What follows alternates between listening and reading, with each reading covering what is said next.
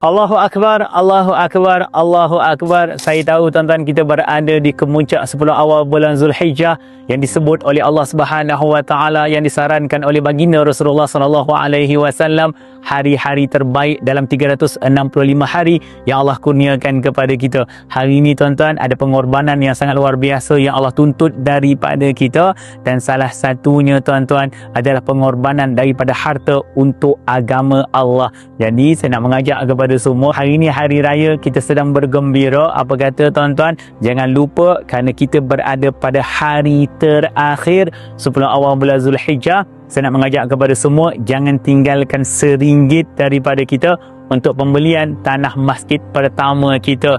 Di atas tanah ini tuan-tuan sampaikan kepada keluarga yang terdekat tu yang mungkin sedang beraya bersama-sama, jom bersama-sama dengan kita. Kita nak bina masjid yang pertama untuk 3,000 orang. Kita nak bina madrasah anak yatim dan juga asnaf yang full sponsor daripada kita.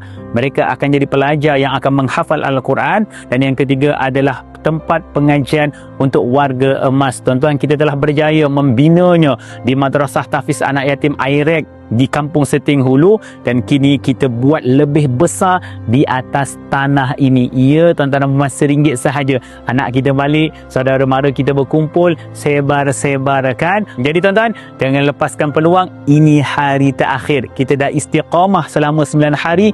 Jangan lepaskan hari terakhir ini, kerana ini merupakan penutup pada tahun ini. Kita tak tahu bila Allah akan temukan kita lagi dengan 10 awal bulan Zulhijjah. Moga Allah mudahkan segala urusan. Allah berikan kepada kita kejayaan. Allahu Akbar, Allahu Akbar, Allahu Akbar.